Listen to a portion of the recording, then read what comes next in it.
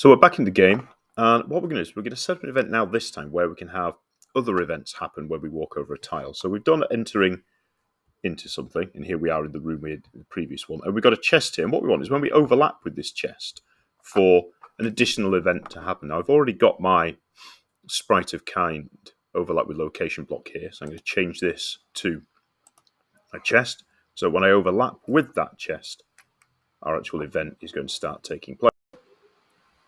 And what we're going to have happen is when we walk up to this chest, we're going to have you give the player a message and effectively award them a new heart. And you could do all sorts with this. If you were using an array, you could start to add things to an inventory and all sorts of elements like that.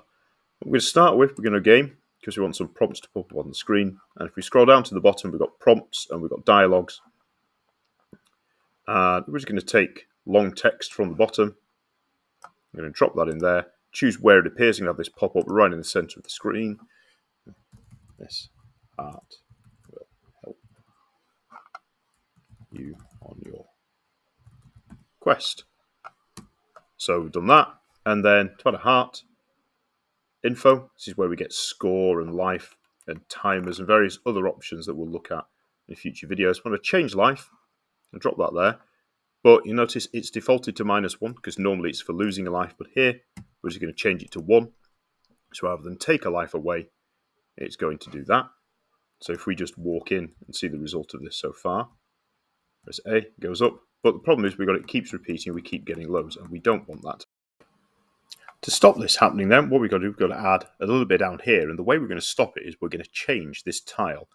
Now, in order to change to another tile, and I want to actually use the chest that's open, and you can see I've got it here. What I've actually done is on my main tile map, in this corner here, because it's not really seen by anywhere in the path, I've put the tile there because it needs to be somewhere to use in the map. And there wasn't really any space within the room in the tile map to put it without it being visible. So I've put it there, but you can work your own sort of ways around that, or I could just replace the chest with a piece of floor. But in order to change it, I go to the scene menu.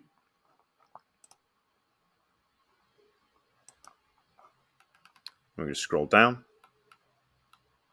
Tile map operations. This is our friend really for a lot of this. And set tile at a specific location. So we've got the column and the row coordinates. I'm going to take that block, drop it in there. And then from here, I can pick the tile I want to use. So I could have used a piece of floor, but I'm going to use the open tile and I'm going to place that there and I'm going to find its correct location. So I'll go to my tile map here.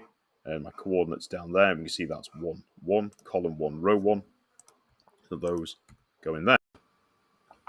If we look at this now, then we can see the end result.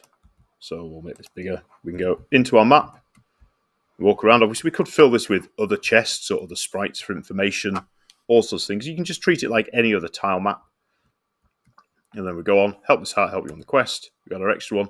The chest's now open, and the event doesn't carry on. And you can see I've also added the walls onto here so it doesn't look like I'm walking over the start as well. And then I can come out and I can carry on with my adventure.